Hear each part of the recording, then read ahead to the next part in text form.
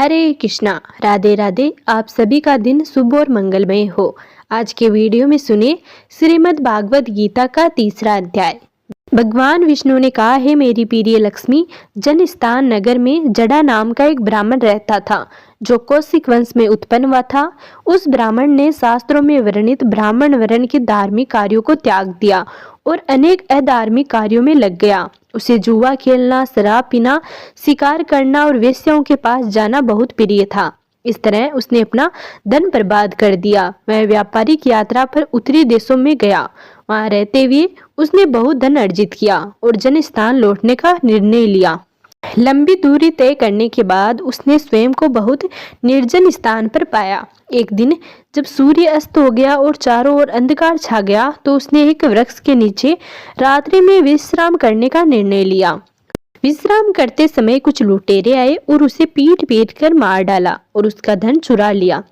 चूंकि जड़ा ने सभी धार्मिक गतिविधियों को त्याग दिया था और एक पापमय जीवन व्यतीत कर रहा था, इसलिए उसकी मृत्यु के बाद उसे एक भूत का रूप प्राप्त हुआ। जड़ का पुत्र बहुत धार्मिक था और वैदिक शास्त्रों का ज्ञाता था।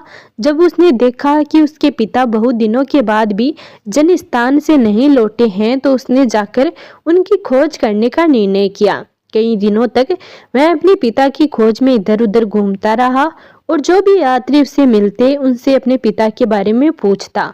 एक दिन उसकी मुलाकात एक ऐसे व्यक्ति से हुई जो उसके पिता को जानता था और उसने उसे घटित हुई घटनाओं के बारे में बताया। जब जड़ के पुत्र ने अपने पिता की मृत्यु का समाचार सुना तो उसने अपने पिता की नारकीय स्थिति से मुक्ति के लिए पिंडदान करने के लिए काशी जाने का निर्णय लिया।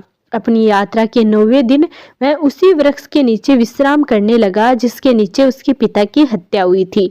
उस स्थान पर शाम को उसने भगवान कृष्ण की अपनी दैनिक पूजा की और उसने श्रीमद् भागवत गीता के तीसरे अध्याय का पाठ भी किया। जैसे ही उसने अपना पाठ समाप्त किया, आकाश से एक तेज आवाज आई। जब उसने ऊपर देखा तो उसने अपने पिता को वहां देखा और उसकी आंखों के सामने उसके पिता का रूप सबसे सुंदर प्राणियों में से एक में बदल गया, जिसके 4 हाथ थे और उसने पीली धोती पहन रखी थी। उसका शरीर काले वर्षा के बादल के रंग का था और उसका शारीरिक तेज सभी दिशाओं को प्रकाशित कर रहा था। उस समय उसके पिता ने उसे अपना आशीर्वाद दिया। बेटे ने पिता से इन अद्भुत घटनाओं का अर्थ पूछा। पिता ने कहा, मेरे प्यारे बेटे, तुमने श्रीमद् भागवत गीता के तीसरे अध्याय का पाठ किया और इस प्रकार मुझे मेरे पाप कर्मों के कारण प्राप्त हुए प्रेत योनि से मुक्ति दिलाई। अब तुम्हें अपने घर लौट जाना चाहिए, क्योंकि जिस उद्देश्य के लिए तुम काशी की यात्रा कर रहे थे वह तुम्हारे श्रीमद् भागवत गीता के तीसरे अध्याय के पाठ से पूरा हो गया है। जब बेटे ने पिता से पूछा, क्या उनके पास कोई और निर्देश है, तो पिता ने कहा, मेरे भाई ने भी बहुत पाप किया था और वह नरक के सबसे अंधेरे क्षेत्रों में कई कष्ट भोग रहा है। इसलिए यदि आप उसे और हमारे अन्य पूर्वजों को जो भौतिक ब्रह्मांड में विभिन्न योनियों में यहाँ वहाँ कष्ट भोग रहे हैं मुक्त कराना चाहते हैं, तो कृपया श्रीमद् भागवत गीता के तीसरे अध्याय का पाठ करें और उस पाठ से वे सभी भगवान विष्णु के सम्मान रूप प्राप्त करेंगे और वैकुंठ को जाएंगे। जब पुत्र ने पिता के निर्देश सुने तो उसने उत्तर दिया, यदि ऐसी बात है तो मैं तब तक तृतीय अध्याय का पाठ करूंगा जब तक सभी आत्माएं जो नारकीय जीवन में फंसी हुई हैं मुक्त न हो जाती। उस समय उसके पिता ने उसे आशीर्वाद देते हुए कहा, ऐसा ही हो। तभी वैकुंठ की आध्यात्मिक दुनिया से एक विमान आया और उसके पिता को उसके गंतव्य स्थान तक ले गया। तत्पश्चात पुत्र जनस्थान लौट आया और भगवान कृष्ण के विग्रह के समक्ष बैठकर नरक में पड़े सभी बंद जीवों को मुक्त कराने की इच्छा से श्रीमद् भागवत गीता के तीसरे अध्याय का पाठ करने लगा। जब उसका पाठ चल रहा था तब भगवान विष्णु ने अपने विष्णु दूतों को यमराज के राज्य में भेजा, जो पापी जीवों को दंड देने के लिए उत्तरदायी थे।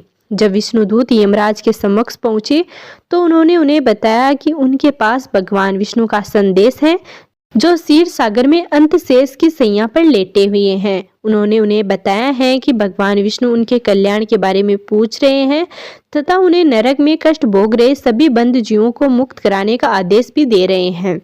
जब यमराज ने भगवान विष्णु से यह निर्देश सुना तो उन्होंने तुरंत सभी बंद जीवों को नरक से मुक्त करा दिया और फिर स्वयं उन विष्णु दूतों के साथ भगवान विष्णु के दर्शन करने के लिए क्षीर सागर, जिसे श्वेत द्वीप के नाम से जाना जाता है, पर चले गए। जब वे वहां पहुंचे तो उन्होंने भगवान विष्णु को अंततः शेष की शैया पर लेटे हुए देखा। उनके शरीर में सूर्य का तेज था और लक्ष्मी देवी, भाग्य की देवी, उनके चरणों की मालिश कर रही थी।